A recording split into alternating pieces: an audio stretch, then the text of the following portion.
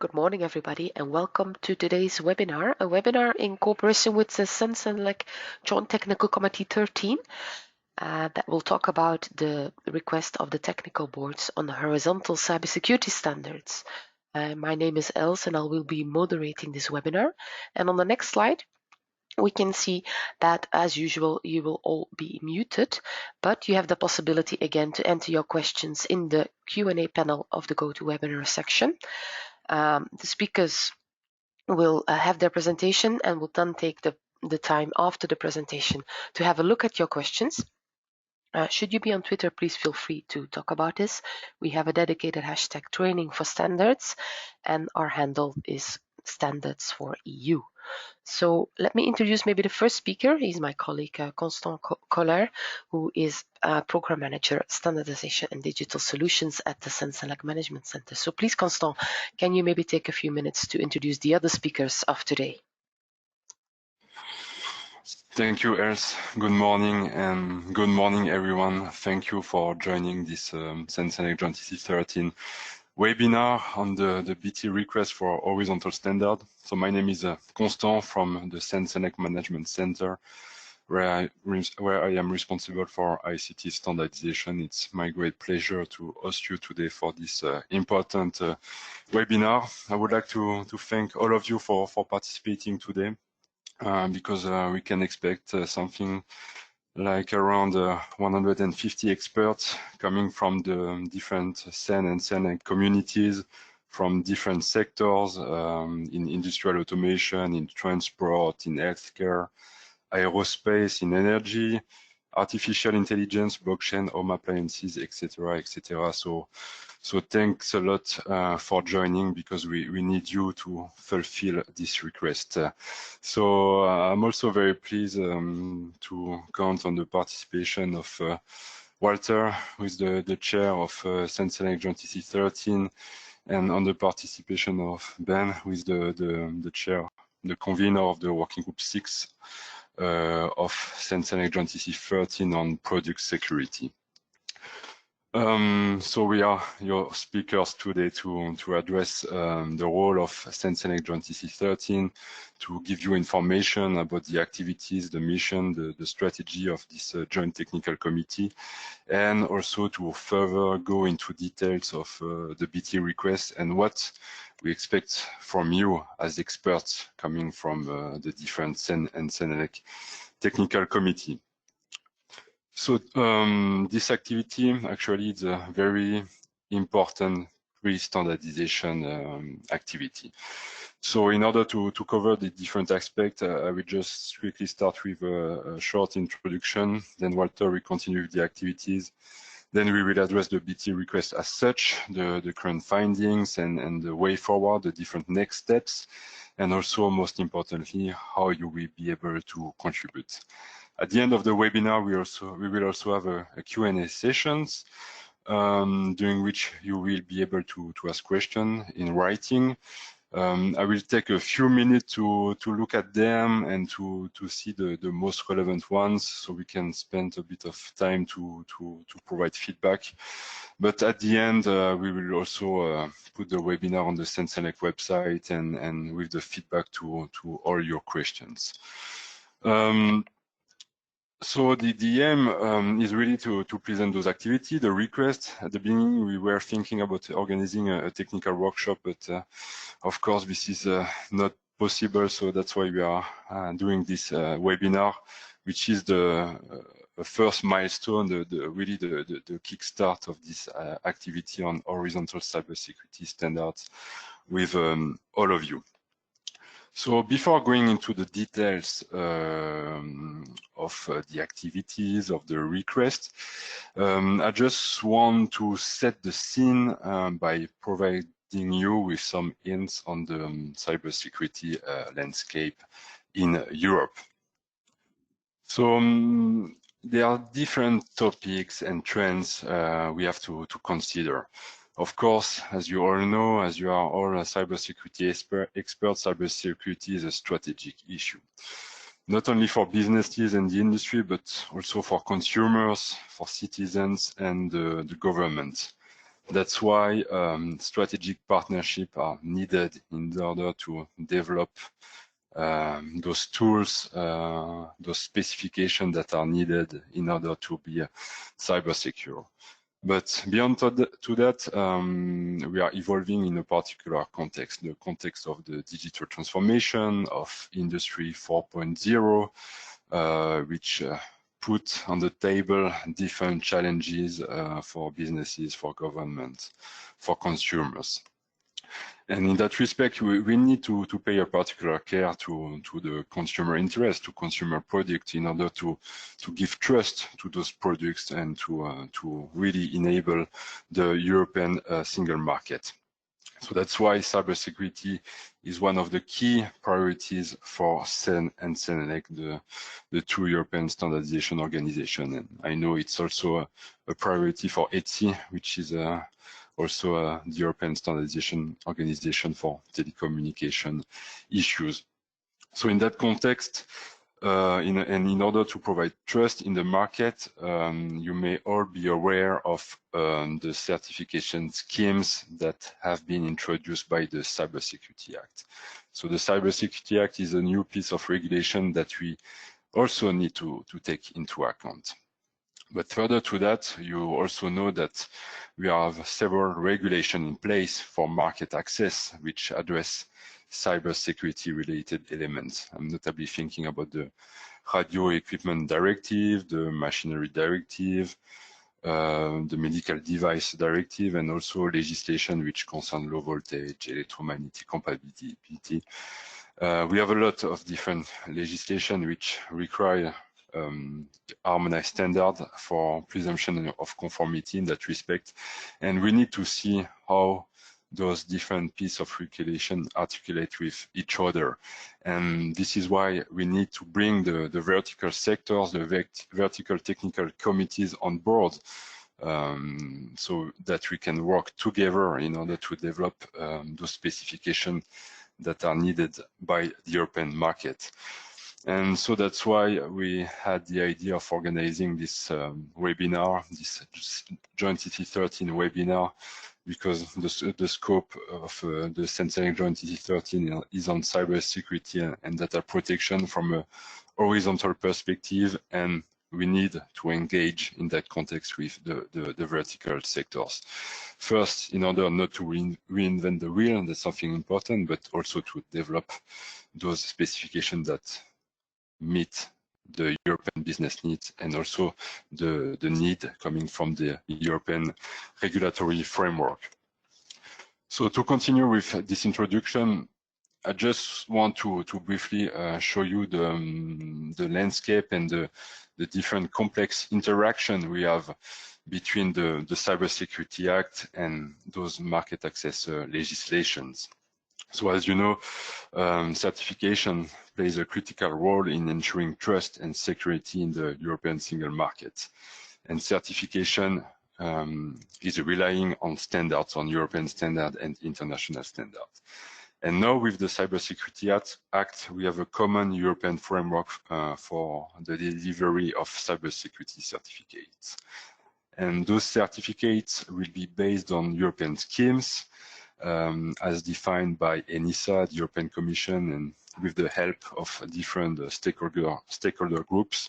And those schemes will be based on different dimensions, on different set of rules, on different technical requirements, standards, and procedures.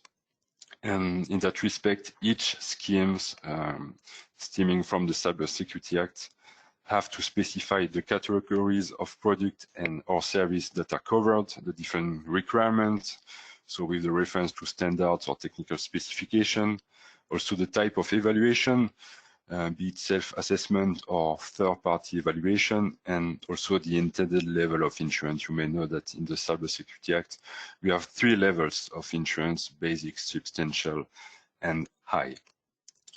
But in this context, and as I mentioned, we still need to assess how the Cybersecurity Act articulates with market access regulation.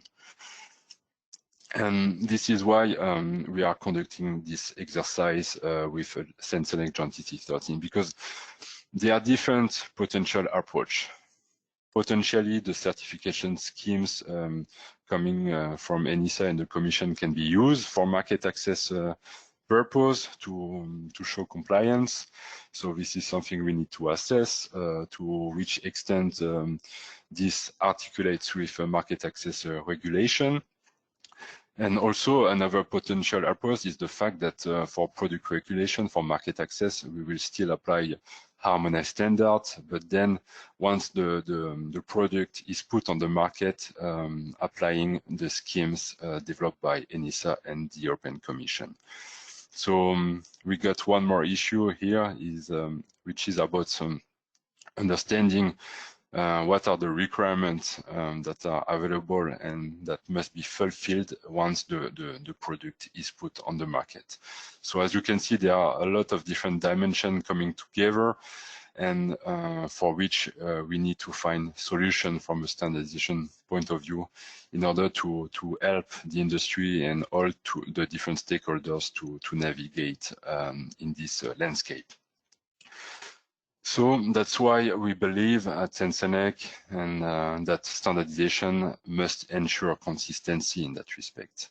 So of course, between the requirement of harmonized standards, which address cybersecurity related requirements, but also between the requirement of sector specific harmonized standards, and also between the requirement of the voluntary schemes coming from the Cybersecurity Act and the requirement of harmonized standard. So I will not go further into details because this is something that will be addressed by the other panelists. But as you know, and as you have seen in the documentation I sent you before this webinar, we have a request from the technical board of CEN and CELEC to assess how horizontal standards could support the vertical essential requirements. And that's why we need to consider the different sectors. For instance, we have some requirements for one product, different requirements for another product, and what are the commonalities? So what is in between this area is really the BT request. What are the common horizontal security requirements which could satisfy the cybersecurity related essential requirement of the directive? So this is really the purpose of today's webinar, and we will go further into details. So having this landscape in mind, having this BT request in mind, we have also CEN-CLC Joint TC13 in place to address all those different challenges. So in that context, I would like to invite Walter to take the floor to present actually the activities of CEN-CLC Joint TC13, so you can have a better understanding of its missions, its activities, and the different way forwards before going into details of the BT request. So Walter, the floor is yours. Thank you very much for presenting these activities. Well, thank you very much, Constant, for the introduction and for setting the scene. What I'd like to do now is spend another 15 minutes or so to introduce you to JTC13, who we are, and what we aim to be actually. So our mission, our activities. If you continue to the next slide. I'm not in control of the presentation, so I have to ask Constant for. Can you hear me? Yes, Walter, can you see the slides? I moved them. I can see the slide, but I asked you to move on to the next one. So we have to the next one. I didn't see the introduction page, actually. This yes. one. Yes. Yes. Thank you. So thank you. So what I'd like to do is to talk a bit about our scope and mission, to present you with the structure we have defined for JDC 13 and give you an insight into our program of work. I'll spend a couple of minutes on cooperation and competition because, of course, JDC 13 with the topic cybersecurity and data protection is not alone in the SDO arena. There's other activities which compete with us, and we try to cooperate as much as possible and to not reinvent wheels, of course. And I'll end with some thoughts about positioning and strategies. Next one. So JDC 13, called Cybersecurity and Data Protection, was founded about 2.5 years ago. Our first meeting was in November 2017. We are addressing horizontal security and privacy topics, aiming at the interconnected society as presented by Consent before and driven by European needs, the European market. What we are is more than 120 at this point European experts on cybersecurity and data protection, and many of them also engage in SC27 work. SC27 is a JDC1 entity of ISO and IEC, renamed recently into Information Security, Cybersecurity and Privacy Protection, formerly known as IT security techniques. Now, what we'd like to become, like to be recognized as, is a focal point in the European standardization arena for the topic of cybersecurity and data protection, and being recognized as a provider for best-in-class solutions and a strategic partner for all the relevant stakeholders, starting with the European Commission, DG Connect is mentioned here, DG Home and others, but also of institutions and agencies and other bodies within the EU system that deal with cybersecurity and data protection topics. For example, ENISA was mentioned before, or the NIS Cooperation Group. NIS stands for Network and Information Security, and others. And also being recognized by other European bodies or entities, consortia relevant for cybersecurity and data protection. Examples are consumer organizations like ANIC, consortia or projects like EXO, and many more. Next one. So our scope unfortunately doesn't fit on one slide, so I have two for them. The first one talks about the content, what JDC 13 actually is aiming at technically, so standards, horizontal standards for cybersecurity and data protection, covering a wide range of aspects and divided into 5 groups: management systems, frameworks, methodologies, data protection and privacy, services, and product evaluation standards suitable for assessment of security, competence requirements for cybersecurity and data protection, and finally, a long list of requirements, services, techniques, and guidelines for all sorts of application areas. And we're doing this twofold. First, we try to identify and possibly adopt documents that are already published or also under development by other groups. For example, by SC27, which is our main source at the moment for transforming standards into the European arena. But also we're looking at into other SDOs relevant in the context, and also in industrial fora. And where there's gaps identified, of course, we also have the mandate to develop our own documents. It says we focus on the adoption and harmonization, this basically means that number-wise, there's a lot more going on regarding adoption of standards than developing own documents. To give you an idea, at the moment we have about 36 projects that are being transferred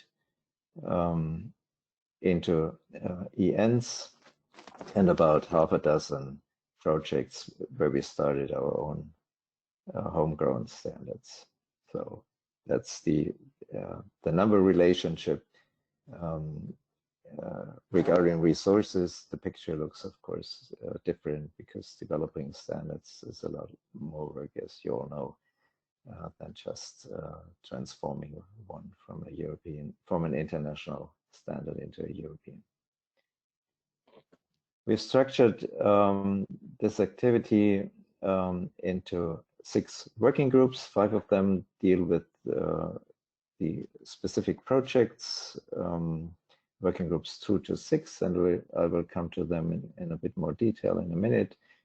And in addition, we have a so-called chair advisory group looking into strategic issues, into roadmap, into coordination between 5 working groups. The secretariat is provided by DIN for JDC 13. Martin Uhler is our secretary, and he may be one of the 200 participants I now can see on the list. He's on holiday officially this week, but he said he would join if he's allowed by his family for the webinar. Next one. Now, starting with working group 2, cybersecurity management systems, looking into the domain of management system standards, which also includes control sets covering information security and cybersecurity. This may remind some of you of the scope of working group 1 of SC27. And as such, our working group 2 is trying to adopt quite a number of standards that were produced originally by working group 1 of SC27. So it's all JDC1 standards, and all of them belong to the infamous 27,000 family of security management system standards. Next one. Also, I'd like to note that the work program of working group 2 also includes a number of standards that have been adopted as ENs before even JDC 13 was founded. These are 27,000, 27,001, and 27,002, the basic documents of this series, the requirements document and the code of practice, accompanied with the overview and vocabulary. And this adoption a couple of years ago was one of the reasons to come to the decision that Europe should have, and CEN-CLC should have its own entity to deal with this topic. Next one. Working group 3 is on security evaluation and assessment. The most famous international standard there is 15408, also known as Common Criteria, called Evaluation Criteria for IT Security. Current edition has 3 parts. 2 more are under development. Actually, it's not really 2 more, but it's a restructuring at the international level, so that the 3 parts we have today will be republished in updated form as 5 parts, and we would like to adopt all of them also as ENs.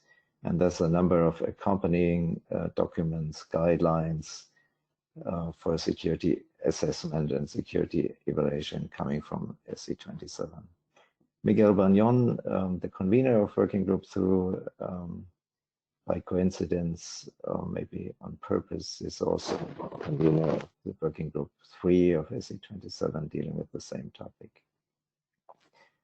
Now, what's highlighted here in blue is that we defined a new work item called Cybersecurity Evaluation Methodology for ICT Products, which formerly was known in a feasibility study as lightweight evaluation methods.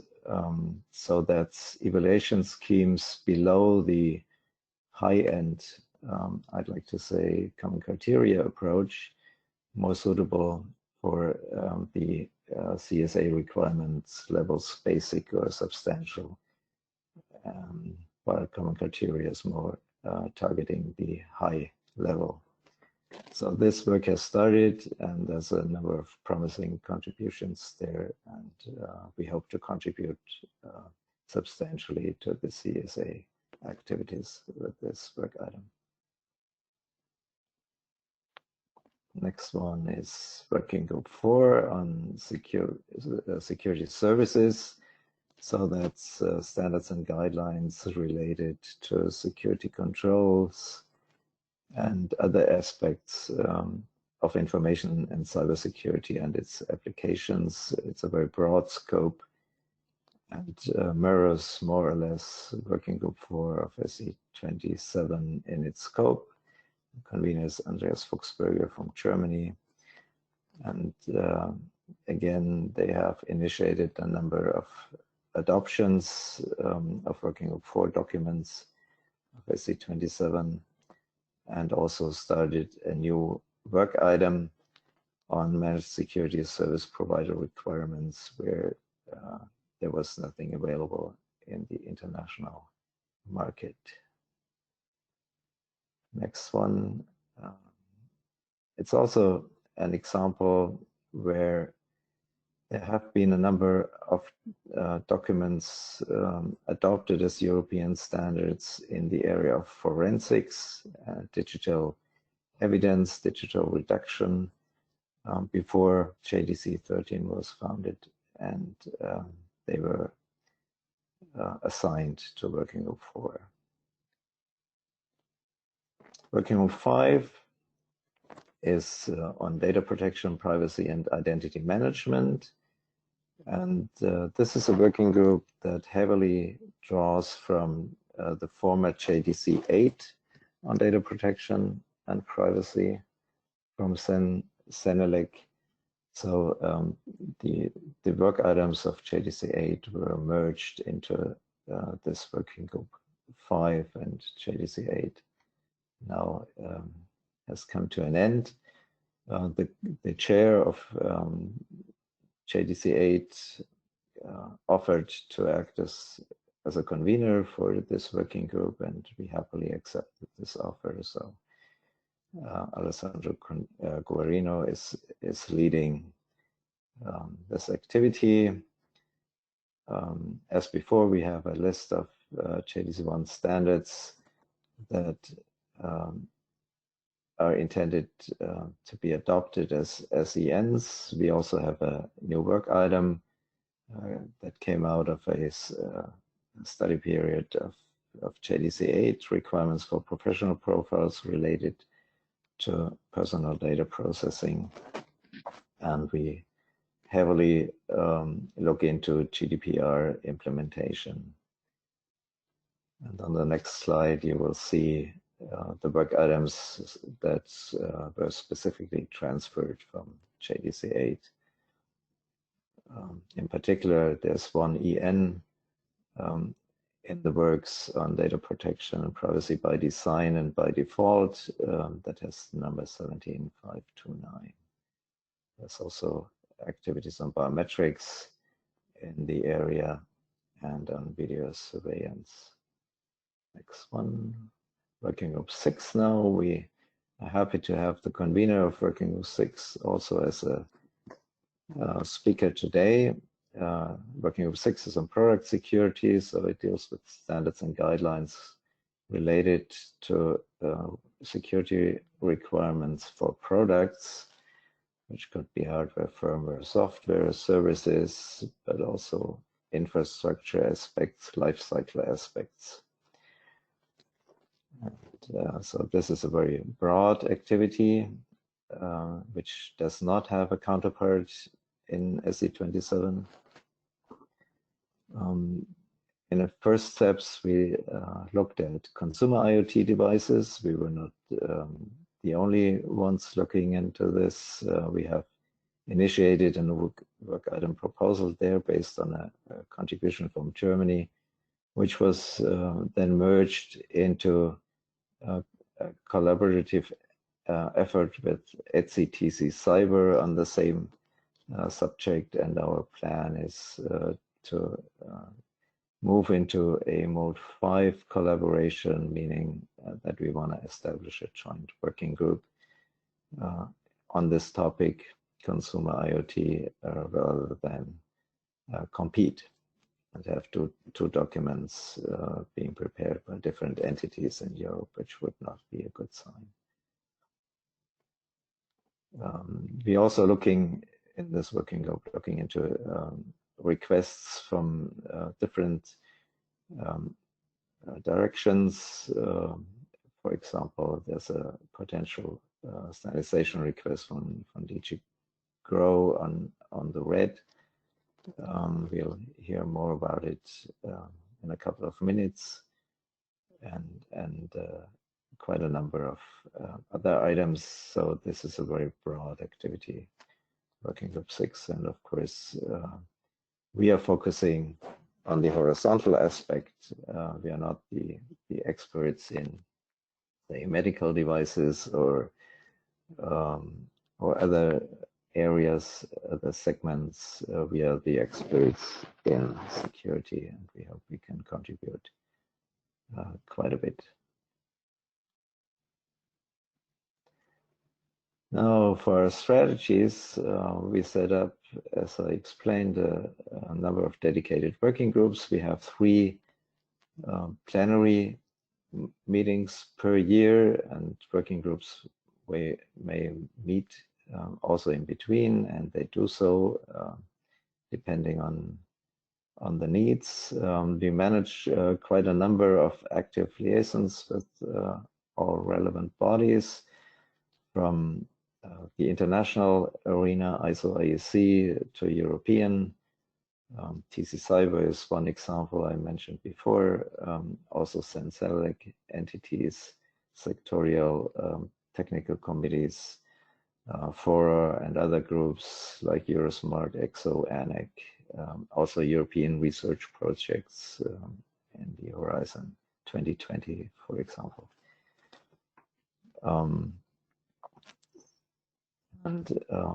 I hope we manage very well in attracting and involving the best experts available in Europe for this. And what's also important is that we talk about what we're doing, that we promote our activities in conferences, by webinars like this one, but also by organizing outreach events, which we did a number of times now in collaboration with ENISA and with ETC Cyber, for example. We have a February workshop focusing on CSA aspects. To give you an idea about liaisons, that's certainly not a complete list, but mentioning a number of subcommittees from JDC1. Besides SC27, we have SC38 on board on cloud computing and distributed platforms. We have a number of TCs from CEN in liaison, ETC Cyber I mentioned before, and quite a list of additional organizations. And maybe in the context of liaisons, I'd also like to mention that it's, I believe it's very helpful that we also have the concept of observing members. So we are quite attractive, I believe, also to national standards bodies outside of Europe. For example, Canada became observer, Israel became observer of JDC 13, and there's talks in various others national bodies considering observership. I think this is also a very useful mechanism to promote our activities and to make sure that wheels are not reinvented. Now, to give you one more specific example how we get involved in the implementation of a specific area, this is the Cybersecurity Act as an example, where we via directly, but also via CCMC, cooperate with the European Union and its bodies. So we have a good relationship with the NISA. We also are present in the advisory group of NISA. We assume we will have seats in the still to be formed SCCG, an entity looking into the roadmap of the Cybersecurity Act. So there's quite a number of activities for this cooperation, in light of this cooperation, but also at the CCMC level, there's direct cooperation with DG Connect and DG Co, for example.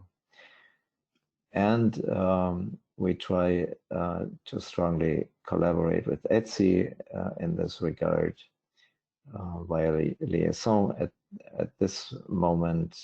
So that's a mode 4 cooperation. But as I mentioned, a proposed joint working group is on the horizon on the specific topic of consumer IoT security. So I think this brings me to the end. Thanks for listening, and I hand over to Ben. Thank you, Walter, for this presentation, comprehensive presentation. It was really important to mention the activities of CEN-CLC Joint CC 13 to those technical committee who are maybe not yet aware of those. So that's why I think now it's time to move on with the BT request as such, the current activities and the way forward. And that's why I would like to invite Ben, the convener of the Working Group 6 of Joint CT 13, to present the current findings and the next step. So thank you, Ben. The floor is yours. Thank you, Constant. So good morning, everybody. Yeah, before we go into a little bit more of a deep dive, just want to make sure that everybody is on par, and by just have a quick look about what is security and how is that impacted by standards and regulations. So foremost, and as it comes back in several parts in this discussion, want to make sure that everybody has an understanding of IT, OT, and IoT. Yes, we're on the right side. Thanks, Constant. So when we talk about information technology, yeah, this is what most of the people understand about information processing, data processing, the servers, the workstations, the laptops, the mobile devices we all use. And when we talk about cybersecurity in the information technology realm, yeah, often the priority is on confidentiality. Another part when we talk about is the operational technology, sometimes referred to as the cyber physical systems, yeah, for monitoring and control in the physical world. Think about ICS SCADA systems, yeah, computers controlling valves, but also like a medical system, a medical device. We would say that is more operational technology, because having that physical presence also means that you often have a focus on safety. And if you look there in the cybersecurity perspective, priorities are most of the time not on the confidentiality. That's still important, but availability, of course, is then more often the main priority. And then, of course, we have the Internet of Things. I personally see Internet of Things as a container concept. If you look at the definition of Internet of Things, you'll see it just defines anything that is connected. So it includes the whole world. But in principle, it does, of course, involve IT and OT. Now, why do we care about security? And typically what you see is that when you talk to a security person, you can move to the next slide, please, Constant. When you talk to someone from security, with a security mindset, yeah, we usually talk about confidentiality, availability, integrity, non-repudiation, all these kind of things.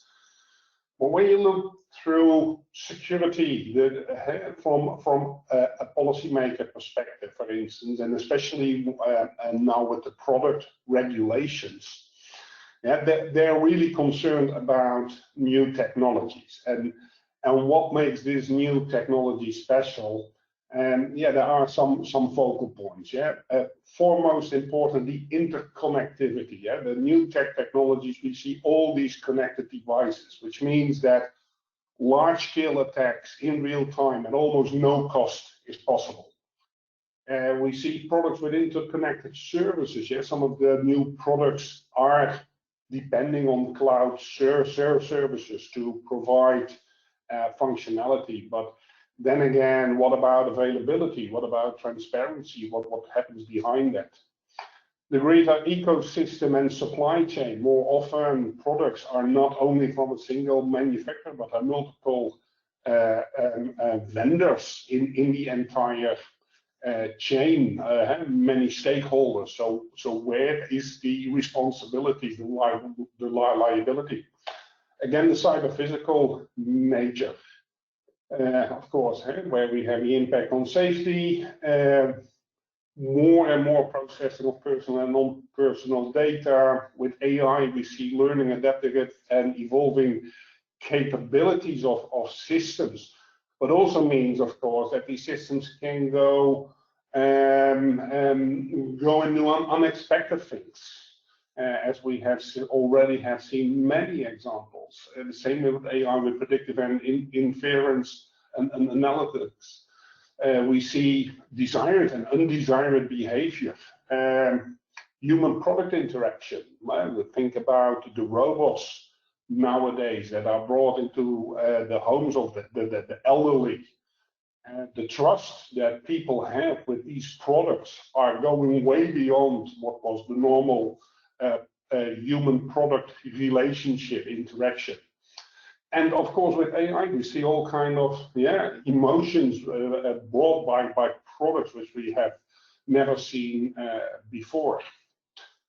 All of this also leads to, I would say, new risks, which can cause or contribute to physical injury. Think about apps that give misleading medical interpretations, physiological harm.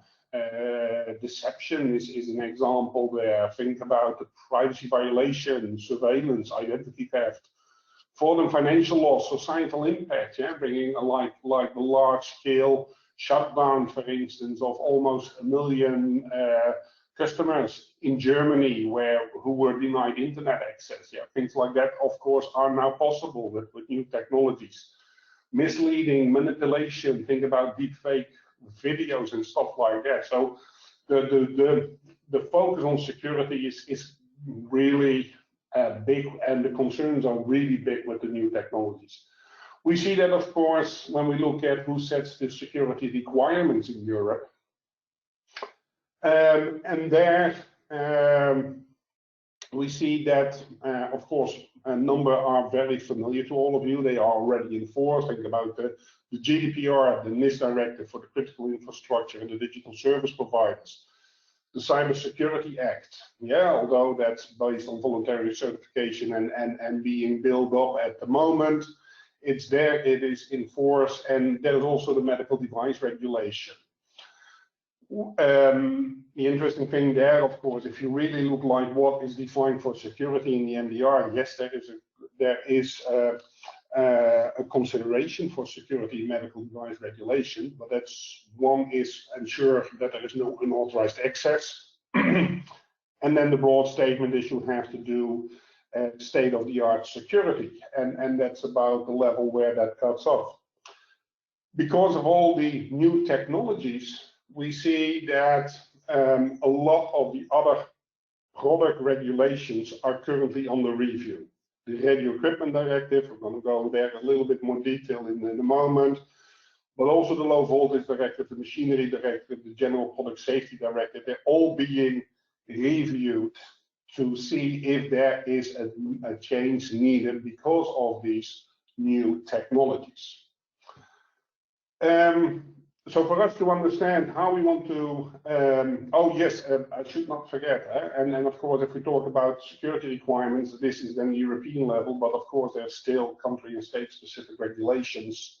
Yeah, and we see, for instance, also sectoral code of conduct, like in finance, best practices, etc. Yeah, so there's a whole regulatory landscape that sets all kinds of security requirements, and sometimes even hidden in some other parts. Yeah, like for instance, there is currently a new regulation on eco-design of servers and storage devices, and it also has some security requirements in there, not on this list, but we see security popping up everywhere.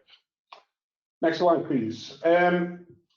I want to build also a little bit of understanding about the complexity with security requirements, and I'm using the medical device regulation as an example, and I'm taking that as this is one of my areas of expertise. To the next slide, please, Constant. So when we talk about building a product, and again, this is for a medical device, but in this same slide can be built for many other types of products. But as a vendor, if I want to build a product and put it on the market, the product, of course, has to comply with the medical device regulation. So that's mine as a medical device manufacturer, that is my main focus. But then we have the operator that will use that medical device, the hospital. But then looking at, of course, the hospital, they have to comply to the NIST directive, yeah, and the NIST directive, of course, is different because it's a directive. There are different implementations across Europe. They have to comply to the GDPR, yeah, which says you need to have security measures. There might be country-specific laws and regulations that have to be applied. The CSA might also play a part in this, and also the other regulations, yeah, because the components that I might use in my medical device needs to comply to RED and the Low Voltage Directive and the Machinery Directive, etc., etc. So there is this whole landscape of regulations that either directly or indirectly need to apply to that same product. Yes, so I either have to implement it or I have to ensure that the features so that the customer can comply to his regulations are implemented. So when you have to look at it, and of course we're talking about standards. Next slide, please, Constant. So when you talk about standards, we see different scopes and different views by the different directives. The MDR, for instance, itself does not specify, there is no harmonized standards under the MDR for security. There is a guidance, and that has some references to some of the standards that are listed here on this slide. But if you look at the other areas, different standards are being applied. And that makes, of course, everything very complex. Again, think about that this picture is much more complex if we talk about components that are being used that needs to comply to RED, LPD, etc., etc. Of course, next slide, please. Yes, thanks, Sonson. Even those big standards, big security standards, are of course not the only ones. Yeah, and This is just a list of some of the possible standards that you might use when developing a medical device. And the ones in black are purely medical. The ones in white are just standard security. And of course, we're not talking about making horizontal approaches for everything. Yeah, like there are some very specific standards on timestamps, encryption, etc. There is no need to and carve that out for the different products. But others are, of course, very specific. Yeah, so this is just a picture to scare everybody about standards, numbers, etc. Looking about the red, next slide, please. So we have, of course, the medical device regulation, which is the first one who really sets security requirements for products on the CE marking. The red is heavily being discussed, and there are two impact assessments with the red. One is about fraud and data protection, and the other one is about software uploads. So the first impact assessment has been concluded. The final report is up there since yesterday, so it's not in these slides yet.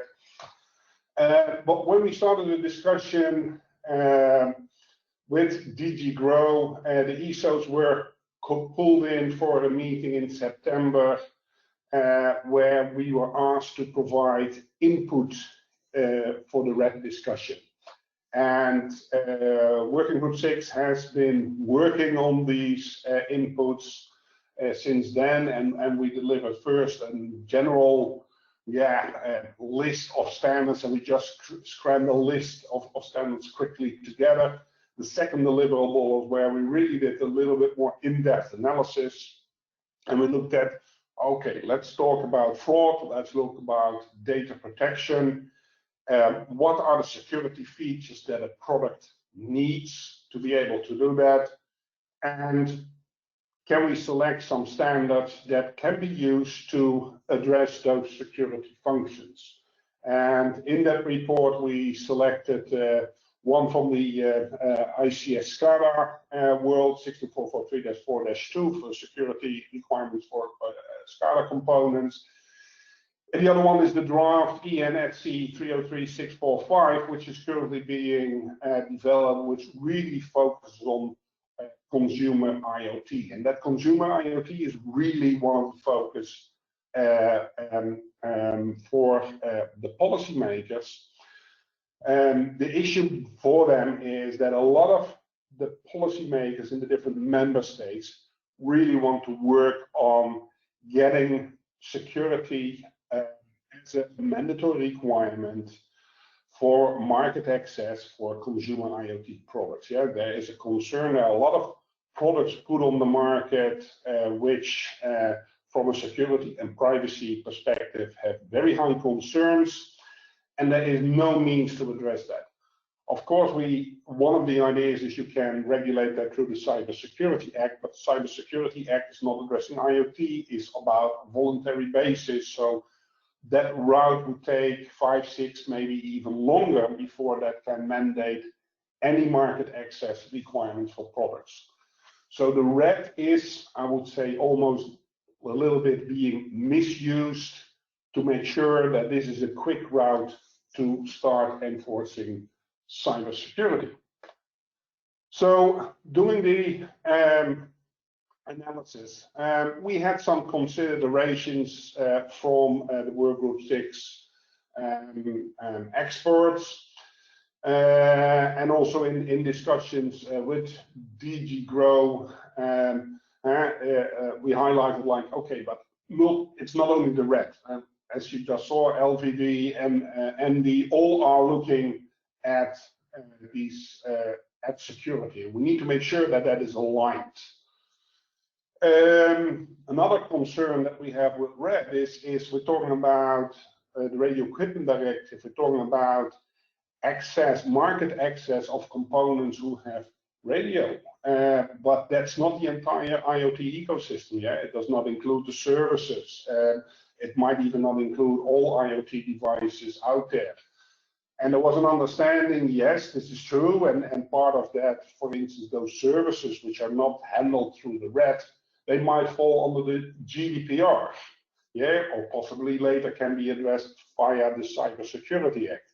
Again, this all points out that regulations that will address certain parts, and again, a horizontal approach, of course, is required to be able to even address these kind of things. Delegated acts talk about you need to look at the basic security requirements, basic security functionality, passwords, encryption, etc. And of course, a concern that does not address the entire product lifecycle. It's about market placement, and one of the core things with security is not only that you need to do good security before you, of course, during the development of a product, but security is also really depending on a continuous effort to monitor and update. And there are some considerations there if you think about how product legislation is being addressed. So with the approach we have, next slide please, that we said, the presumption of conformity for market placement is remains the core item, yeah, so self-assessment.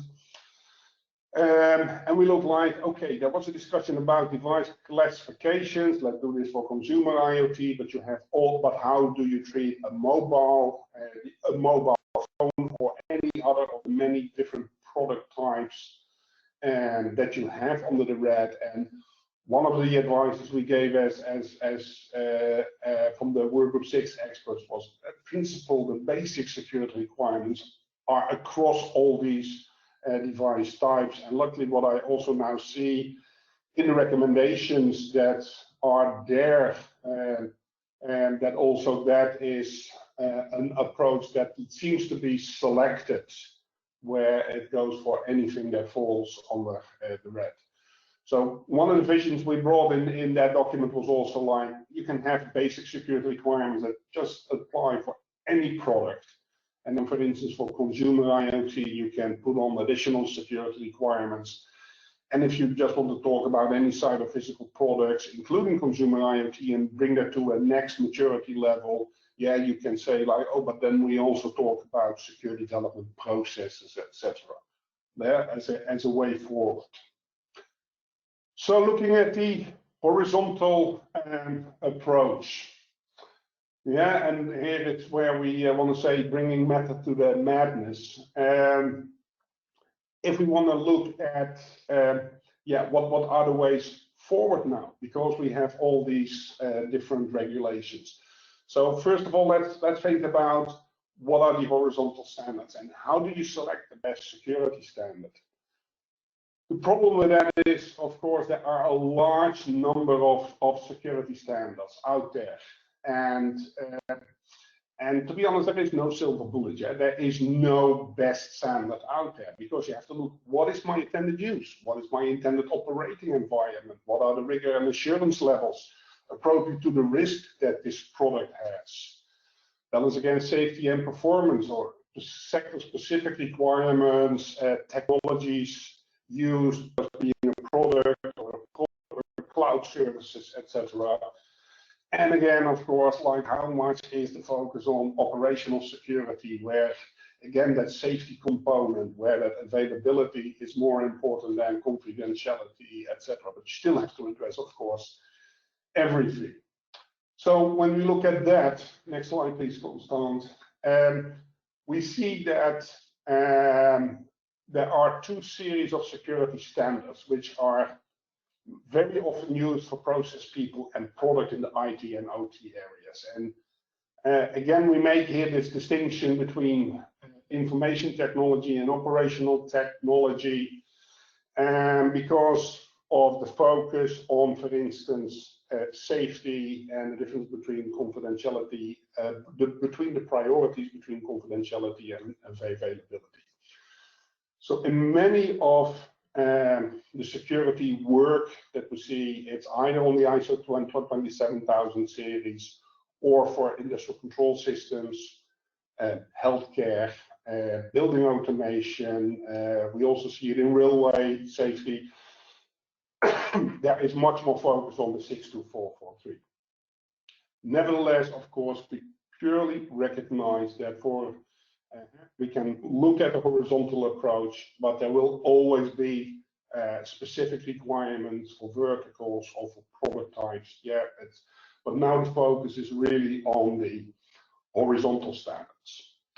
So looking at, for instance, IEC Guide 120, which is the guide, of course, how to do for cybersecurity in the development of standards. They already stated like, okay, we have these base security publications, yeah, and that's what we would call horizontal standards from an IEC Guide 108 perspective. They can be used to build the group security publications, the specific product security publications, guidances, and tests. And as much as possible, we should try to reuse those base security publications and not just start developing something new. And this also, again, really aligns with the vision we have with how we need to have that more base approach that can be used across many different regulations and standards. Next slide, please, Constant. So within Guide 120, we also see here that most of the base security publications are stated to be prepared by SC27, sorry, JTC1, SC27, of which, of course, JTC 13 within CEN-CLC is its mirror. And other IEC committees should not attempt to develop such generic security controls as a guidance. But then, of course, it's left open to the IEC committees to define security publications for their own domain, yeah, because you want to address relevant technology, common threats and attacks, risk-based approach, security design philosophy, and common technical requirements, of course.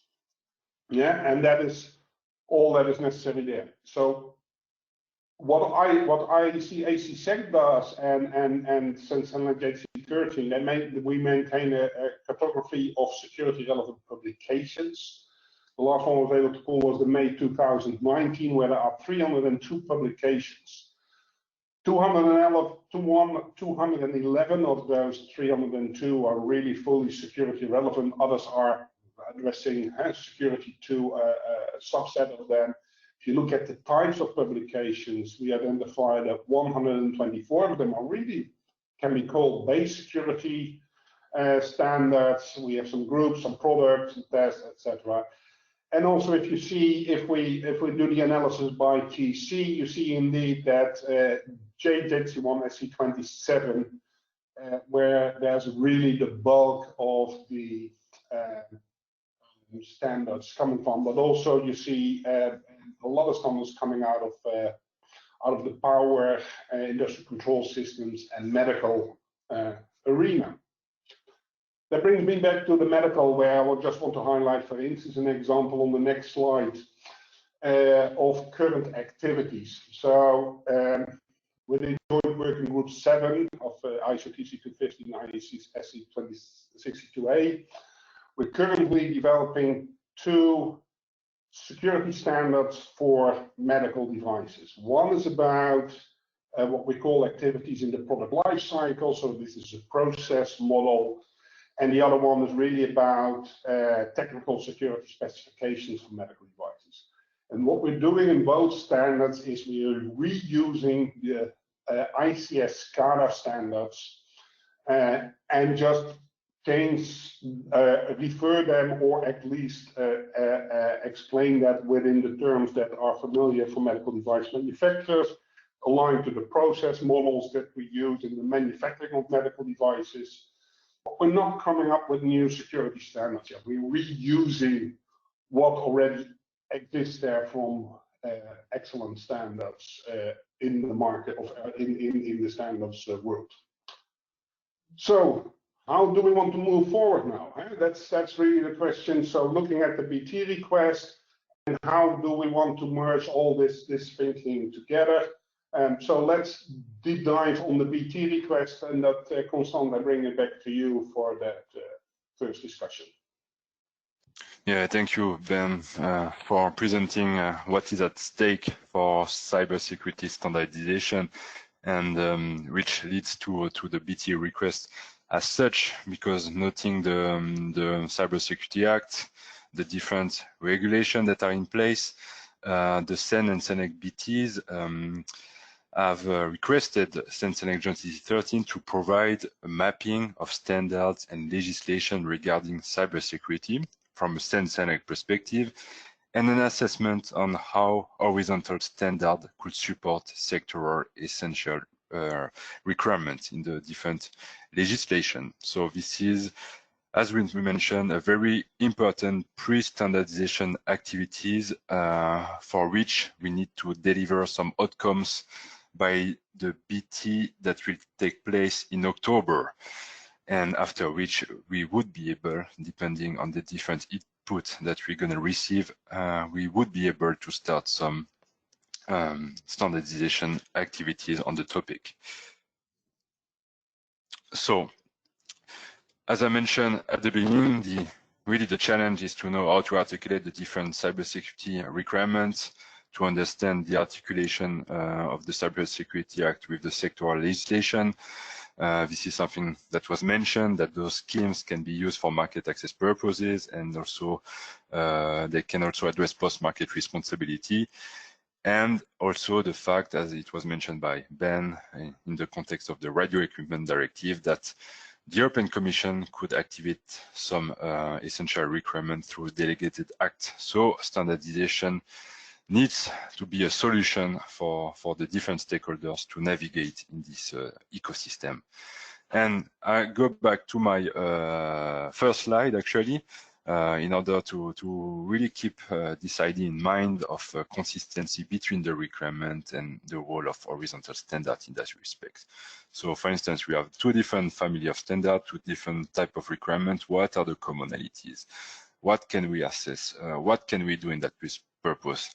What are the standards available that can meet those requirements?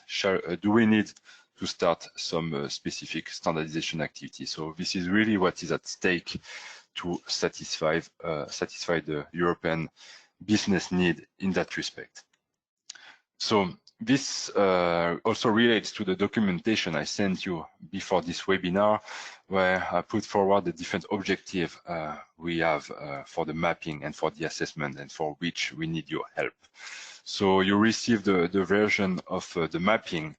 And first of all, it's important that the different technical bodies involved in cybersecurity have a look to it and contribute to its finalization. And by this, I mean including potentially missing legislation. Maybe the list is not exhaustive, listing the different TCs, of course, and also listing the standards which apply in the specific context. Based on that, the second objective will be about listing the specific requirements, or the general ones that are used in the specific sectors, analyzing the common denominators, and also performing a gap analysis. What is needed in that respect for a cyber secure European market. And then this is also something you know, and that was addressed. The assessment aims at identifying horizontal framework that can be applied across sectors, and also provided you with a preliminary approach for that. And this is what was addressed by Ben. And as an outcome, as a preliminary outcome, this is the hypothesis on which we want to build on. A single standard with basic security requirement could be used in different sectors, respecting the essential requirement of each sector-specific legislation. So this is the current frame of this pre-standardization activity. And then we have the assessment as such, which we need to deliver by October. So this is coming rather soon. So we JNTT 13 count on the expertise of the different vertical technical committees to identify those horizontal framework and standards that can be applied, and also selecting the different standards that are the most likely satisfying some basic level security requirements. And then with all those elements and all those inputs on the table, the objective will be to finalize this assessment with the CEN-CLC Joint TC13 in order to develop a coherent architecture, a strategic portfolio of standards in Europe for cybersecurity. And of course, taking into account international development, because of course, as you know, as it was mentioned, we support international standardization in that respect. So this is also something I mentioned and that I want to reproduce because those slides will be shared with you later on. So having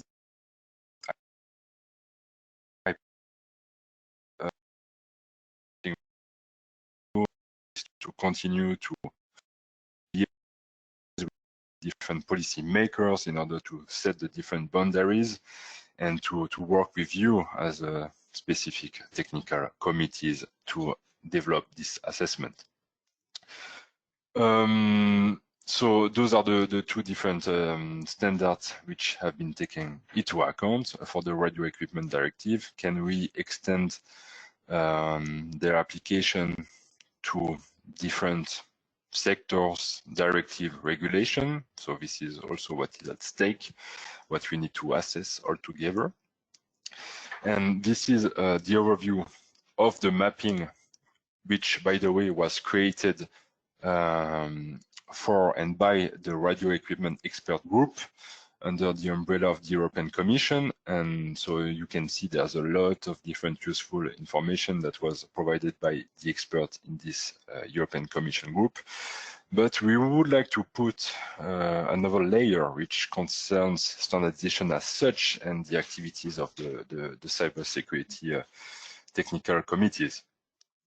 And this is what you can see on the screen, because for the different type of regulation, CEN-CLC Joint TC13 has already provided an assessment on the available expertise in the technical committee. And as you can see, we also have a line which we need to fill in about the other relevant technical bodies in specific sectors, and also the relevant applicable horizontal framework and standards. So you can see some of them that were already mentioned previously. But we need to continue in that direction in order to develop really a precise mapping that will be the basis for performing this assessment. So this is what was mentioned. We need your support to continue this exercise. And also the part on how to contribute is very important because again, for this activity, we are in the standardization framework. So it's very important to frame the discussion, to reach consensus.